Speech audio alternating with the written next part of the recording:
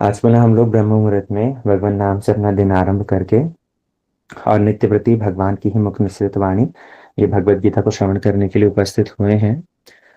हम लोग कल तक भगवत गीता का जो फर्स्ट चैप्टर है उसको हम लोग श्रवण कर चुके थे। आज की ये रिवीजन क्लास है। इस रिवीजन क्लास के अंदर हम संक्षिप्त में पूरे फर्स्ट चैप्टर का एक रिकैप देने की कोशिश करेंगे। हम लोगों ने पहले जो जो मुख्य मुख्य श्लोक थे, एक एक श्लोक के ऊपर क्या अर्जुन के एवं भगवान के एवं संजय एवं धृतराष्ट्र के मन का क्या भाव है, वो सब समझने की कोशिश करी थी। अभी हम ये फर्स्ट चैप्टर को और भगवत गीता को जब हमने आरंभ किया था तो ये क्विक रिकैप के माध्यम से बस आज जरा सा श्रवण कर लेंगे। हमने पहले बतलाया था कि भगवत गीता एक योग शास्त्र है। योग का अर्थ ही होता है युज्यते इति योग। तो भगवान के साथ में योग अर्थात भगवान के साथ में जुड़ना। अब किस प्रकार से जुड़ना, इसलिए प्रत्येक अध्याय जो भगवत गीता का है उसका एक एक शीर्षक दिया जा रहा है।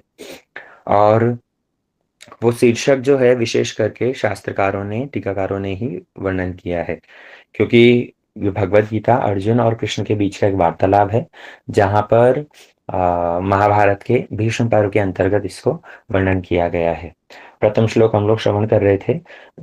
धर्म क्षेत्रे कुरुक्षेत्रे समवेता युयुत्सव मामका पांडवाश्चैव किम कुर्वत संजय। ये श्लोक धृतराष्ट्र द्वारा कहा गया है। हमने बतलाया था भगवत गीता का कॉन्वर्सेशन धृतराष्ट्र और संजय के बीच में हो रहा है। उससे भी अंदर यदि देखेंगे तो कृष्ण और अर्जुन के बीच में हो रहा है। तो तीन कॉन्वर्सेशन की चर्चा हम लोगों ने करी थी। भगवत गीता का ज्ञान अर्जुन को भगवान कृष्ण सुना रहे हैं और वो ही दिव्य दृष्टि से संजय देख रहे हैं, और संजय उसको वर्णन कर रहे हैं हस्तिनापुर में श्री धृतराष्ट्र के सामने।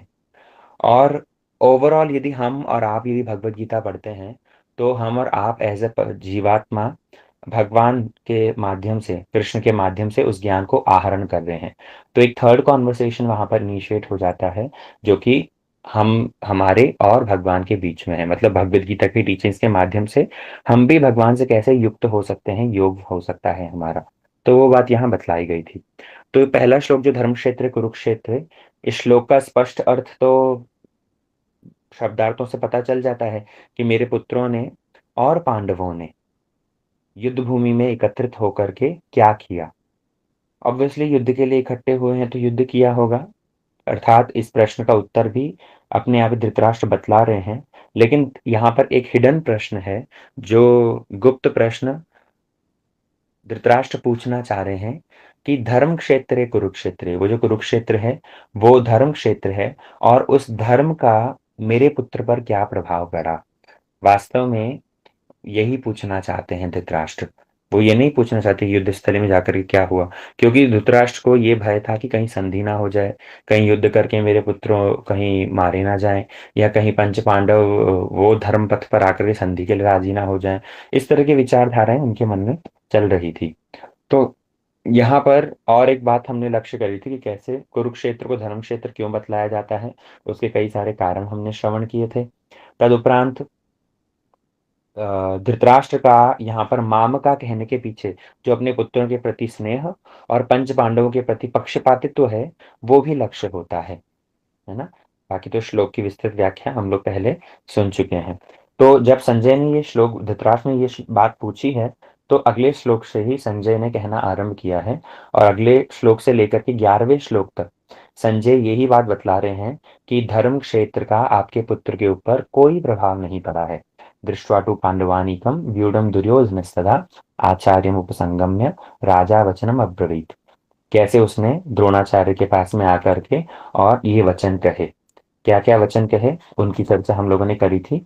वो सबसे पहले पंच पांडवों की और जो सेना है उसका निरीक्षण करता है, और निरीक्षण करके श्री द्रोणाचार्य का अपमान करते हुए कहता है कि तव शिष्य धीमता, आपका जो पुत्र, आपका शिष्य जो धृष्टद्युम्न है, यद्यपि आपके शत्रु का बेटा था, लेकिन तब पर भी आपने उदार चित्त होकर के उसको शिक्षा प्रदान करी।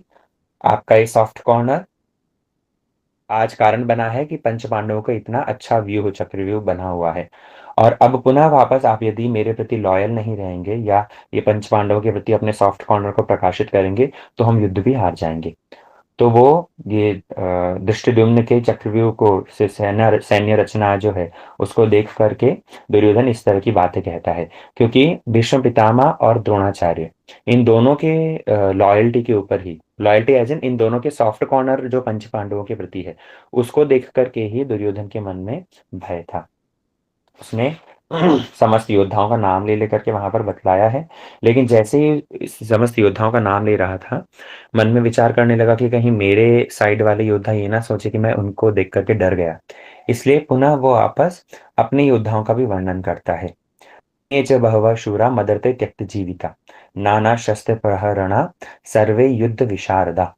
इस श्लोक के माध्यम से, इससे पूर्व पूर्व उसने अपने योद्धाओं का नाम लिया और उसके बाद में इस श्लोक के माध्यम से मानो कह रहा है कि मदर्थे त्यक्त जीविता, कि मेरे कारण ये लोग इतने मेरे प्रति डेडिकेटेड हैं कि मेरे लिए प्राण भी न्यौछावर कर सकते हैं।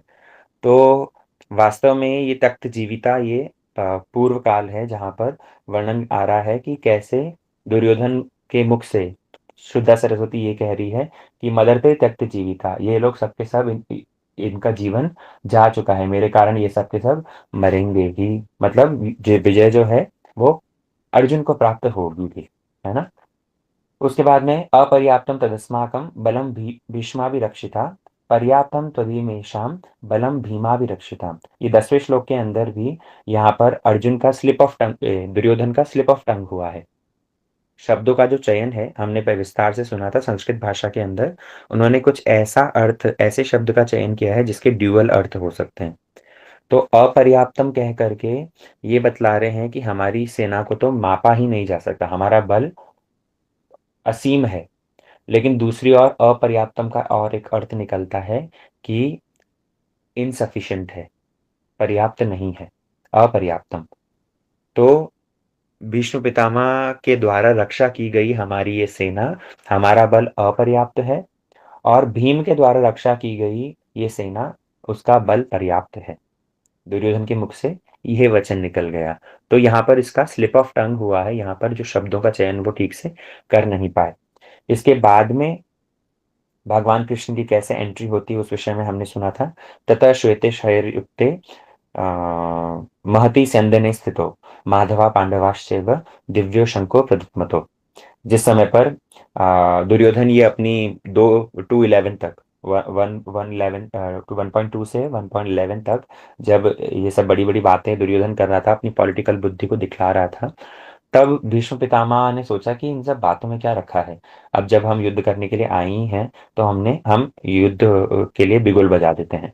तो उस समय पर क्या हुआ है, उन्होंने शंखनाद किया, और शंखनाद करने के साथ साथ ही क्या हुआ है, सारे जगह कोलाहल हो गया, शब्दो तुमुलस अभवत, है ना। वहां पर सारे वातावरण के अंदर ये शंख और अन्य अन्य वाद्य यंत्रों की ध्वनि सुनाई देने लगी जो कि कौरवों के द्वारा बजाए गए थे। अब भगवान की एंट्री होती है जहां पर भगवान बहुत विराट एक युद्ध, एक रथ के ऊपर आरूढ़ हैं, श्वेतेर हयेर युक्ते। सो वहां पर सफेद घोड़े, बहुत ही सुंदर बड़े बड़े विशाल घोड़े उस रथ को खींच करके लेकर आ रहे हैं। और वहां पर विराजमान कौन कौन है, माधव पांडवाश्चैव।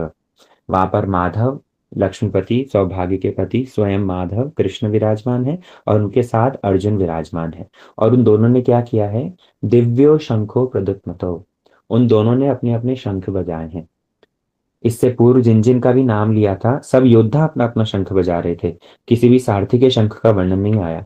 लेकिन यहाँ पर क्योंकि माधव शब्द का प्रयोग किया है तो ये बतलाया गया कि कैसे भगवान लक्ष्मीपति होते हुए भी अर्जुन के सारथी स्वेच्छा से बने, और उनका शंख भी कैसा था, दिव्यो। इससे पहले कौरवों के शंख दिव्य हैं ऐसा वर्णन आता नहीं है। और सब शंखों के नाम वहां पर वर्णन किए थे, पंच पांडवों के एवं कृष्ण का जो शंख है उन सबके नामों का हम लोगों ने श्रवण किया था। उसके बाद में इससे पहले पहले जो था ये सैन्य निरीक्षण हुआ है। अब सैन्य निरीक्षण होने के कारण ये पहले जो चैप्टर है इसके अब तक के श्लोकों की यानी एनालिसिस करेंगे तो पता चलेगा कि कुछ शास्त्रकारों ने इस फर्स्ट चैप्टर का नाम दिया है सैन्य निरीक्षण योग। लेकिन इसके बाद से जो श्लोकों की संख्या है वहां पर अर्जुन देखेंगे, और अर्जुन देख करके विषादग्रस्त होंगे। इसलिए कुछ शास्त्रकारों ने इस फर्स्ट चैप्टर का नाम दिया है अर्जुन विषाद योग, है ना। तो इसके बाद के सारे जो श्लोक हैं, उन श्लोकों के अंदर क्या होता है, कृष्ण को ये अर्जुन वर्णन करते हैं कि दोनों सेनाओं के बीच में, सेनयोर उभयोर मध्य रथम स्थापित्वा मेच्युत, मेरे रथ को कृष्ण तुम दोनों सेनाओं के बीच में जाकर स्थापित कर दो। और स्थापित करने के साथ साथ ही अर्जुन अब अपने परिवार के लोगों को देखना आरंभ करते हैं। वास्तव में अर्जुन का अपने परिवार के लोगों को जो ये देखना है, ये ऐसा नहीं कि उन्होंने पहले देखा नहीं था, अब सामने उपस्थित होकर के देख रहे हैं। नहीं, वास्तव में वहां सामने जाकर के उन्होंने ये लक्ष्य किया है कि कौन यहाँ पर युद्ध भूमि के अंदर कितनी युद्ध करने की भावना को लेकर के प्रस्तुत हुआ है। तो उसका दर्शन करने के लिए अर्जुन को बीच में लाया गया है ना। और अर्जुन एक एक करके जब उनको देखते हैं, तो देखने के साथ साथ ही उनके हृदय में विकार आता है। तो अब तक का जो ग्राफ आप देखोगे, तो उसके अंदर विजय के लक्षण दिख रहे थे। कैसे चक्रव्यूह को देख करके, दृष्टियुम्न द्वारा रचे हुए चक्रव्यूह को देख करके क्या हुआ, आ, दुर्योधन के स्लिप ऑफ टंग हुआ। उसके बाद में जब शंख बजे हैं, तो शंख बजने के माध्यम से ही क्या हुआ है, हृदयानि विदारयन, उनके हृदय विदीर्ण होने लगा है ना। तो ये सारे के सारे जो लक्षण हैं, ये सब के सब दिखता है कि अर्जुन का पक्ष बलशाली हुआ। लेकिन अब जब अर्जुन ने आकर के बीच में से अपने विपक्ष को देखा है, तो देखने के साथ साथ ही उसका ग्राफ नीचे की ओर गिर रहा है। क्यों? क्योंकि जो उसने देखा था, प्रत्यक्ष देखा था, प्रत्यक्ष देखने के माध्यम से क्या हुआ है कि अर्जुन का जो डिटर्मिनेशन था, वो डिटर्मिनेशन अब घटने लगा। क्या वो स्थिर करके आए थे कि मैं कौरवों के साथ में युद्ध करूंगा, तो उनकी वो जो युद्ध करने की दृढ़ संकल्प था, वो दृढ़ संकल्प अब घटने लगा है। अब वो उससे च्युत होने लगे हैं। और अब क्या कहते हैं उनके शरीर के विकार, बोले सीदंती मम गात्राणि मुखम च परिशुष्यति, कि मेरा शरीर कांपने लगा है, मेरा मुख सूखने लगा है, मेरा गांडीव अब मैं स्थिर धारण कर नहीं पा रहा, मेरे रोम खड़े होने लगे हैं। तो ये सारे अर्जुन के शरीर में जो विकार है, वो सब के सब वो वर्णन करता है। और उसके बाद में एक एक करके बतलाता है कि कैसे मैं अपने अगर परिवार के लोगों को ही मारता हूं, तो उनके प्रति मेरी ये दया है, मैं निर्दयी हो जाऊंगा। तो सबसे चार कारण वहां पर बतलाए गए हैं। हमने विस्तार से इनको सुना है, इसलिए आज रिकैप देने के लिए हम बहुत फास्ट फास्ट वर्णन कर रहे हैं। टीकाकारों ने ये चीज भी बतलाई कि अर्जुन के हृदय में जो ये अर्जुन के शरीर में ये सब जो विकार हो रहे हैं, मुंह का सूख जाना, शरीर का कांपना, रोमावली खड़ा होना, धनुष धारण नहीं कर पाना, ये सारे के सारे विकार कायरता के कारण नहीं है। ये सारे के सारे विकार उनके शरीर में इस कारण से हो रहे हैं क्योंकि उनके हृदय में दया है। और ये दया, ये कंपैशन, यही भगवत गीता श्रवण करने की योग्यता भी है। अर्जुन को भगवान ने इसीलिए भगवत गीता सुनाई, क्योंकि उसके अंदर अपनी मृत्यु का भय नहीं है, बल्कि गलत कार्य करने का भय है। कोई अनैतिक कार्य और कोई अधर्मिक कार्य करने का भय है। अर्जुन का भय अपने लिए स्वार्थी होकर के अर्जुन भयभीत नहीं हुए हैं। अर्जुन के हृदय में जो भय है, वो करुणा के कारण है। कहीं मैं अपने ही स्वजनों को मार करके कोई अधर्मिक कार्य तो नहीं कर रहा, इस कारण से है। तो अर्जुन ने क्या किया है, अपने ही स्वजनों के प्रति उन्होंने आ, अपना सॉफ्ट कॉर्नर बतलाते हुए, वो कंपैशन दिखलाते हुए कहा है, न च श्रेयोनुपश्यामि हत्वा सजनम आवहे, न कांक्षे विजयम कृष्ण, न च राज्यम सुखानि च। कृष्ण को कहने लगे कि मैं तो कोई श्रेय दर्शन नहीं करता अपने ही स्वजनों को मार करके, ना ही अगर मैं उन्हें मार दूंगा तो मुझे क्या मिलेगा, बोले मुझे विजय प्राप्त होगी। अगर विजय प्राप्त होगी, मैं जीत भी गया, तो मेरी विजय महोत्सव में मनाऊंगा किसके साथ में, जो भीष्म पितामह, जो द्रोणाचार्य, कृपाचार्य, जिनके साथ में बड़ा हुआ हूँ, जिनकी गोद में रह करके मैं अपने सारे अपने उत्सवों को मनाता था, वो तो मर ही जाएंगे। इसलिए न कांक्षेम विजयम कृष्णा, और मुझे विजय तो चाहिए ही नहीं चाहिए, साथ में अगर जीतने पर यदि मुझे राज्य मिलेगा तो ऐसे रक्त से सना हुआ राज्य भी मुझे नहीं चाहिए। न च राज्यम सुखानी च। तब ये सब बातें जब अर्जुन ने कृष्ण को कही है, कृष्ण के कई सारे नामों का वहां पर उल्लेख आया। भगवान को गोविंद नाम दिया, भगवान का जनार्दन नाम दिया, है ना। तो इन सब नामों के पीछे क्या तात्पर्य है हमने सुना था। तदुपरांत अर्जुन दूसरा कारण बतलाते हैं कि ये पाप कर्म है। अपने ही कुल धर्म, अपने ही परिवार के लोगों को मारना, ये जघन्य पाप है।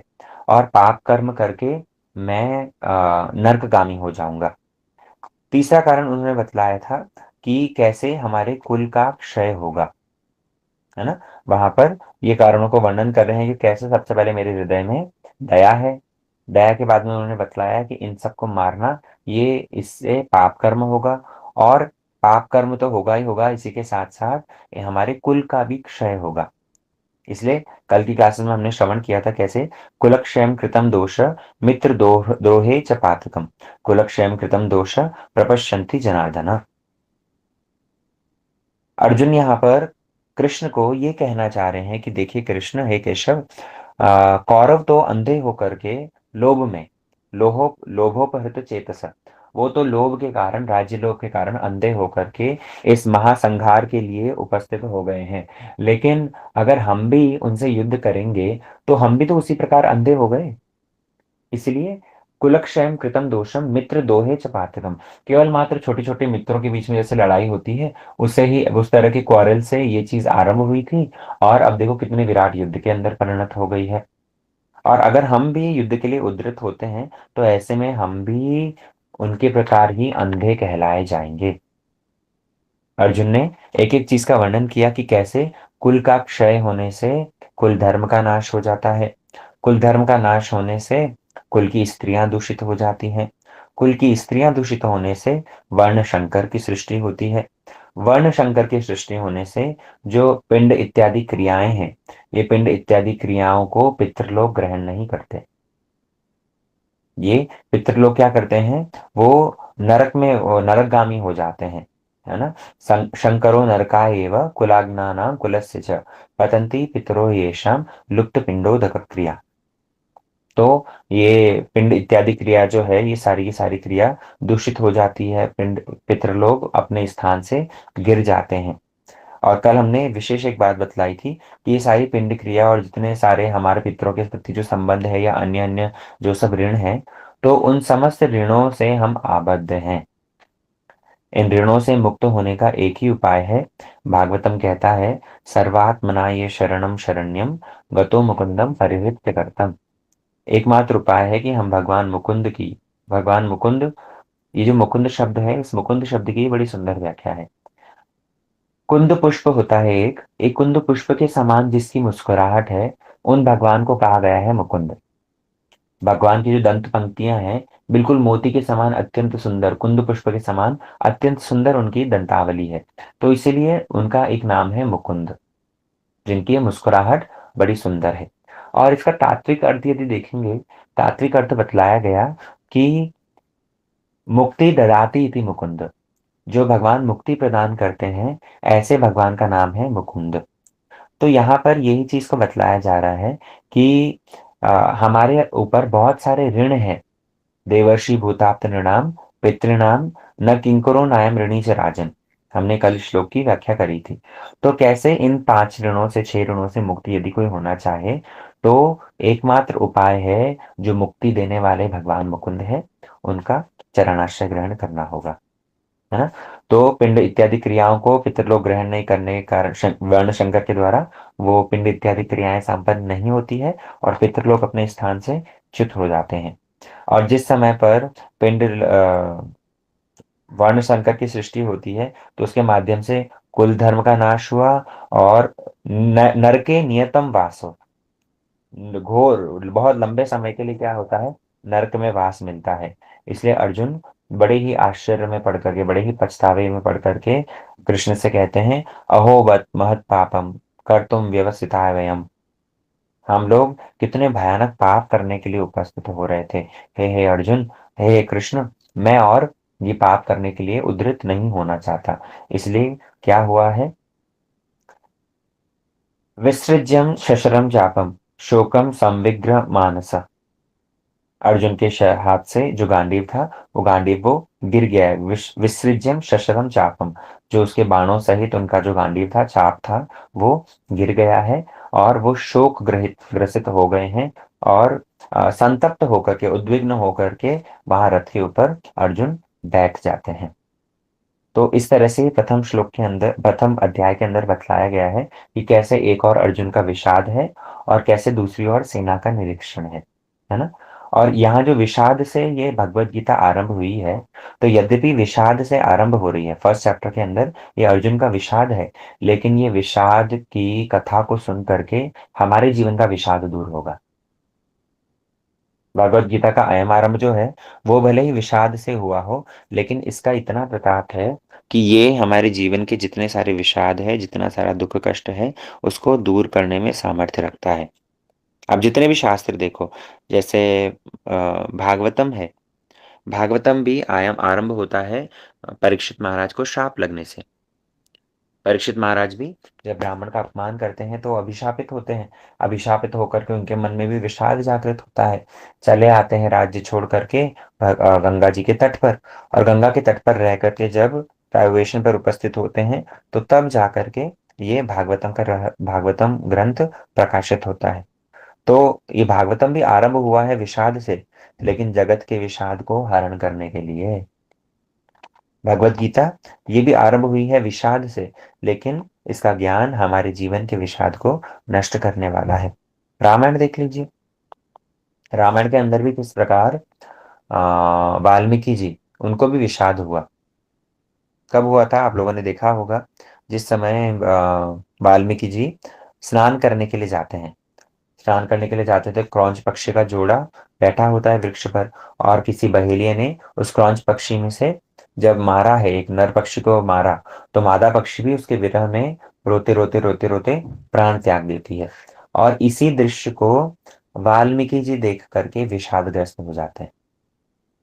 वाल्मीकि जी इस क्रौंच पक्षी की हत्या को देख करके विषादग्रस्त हो जाते हैं। सबसे पहला एक अभिशाप रूप में उनके मुख से श्लोक निकलता है, मां निषाद प्रतिष्ठाम त्वमगम शाश्वती समा, यद क्रौंच मिथुनादेकम अवधि काम मोहितम।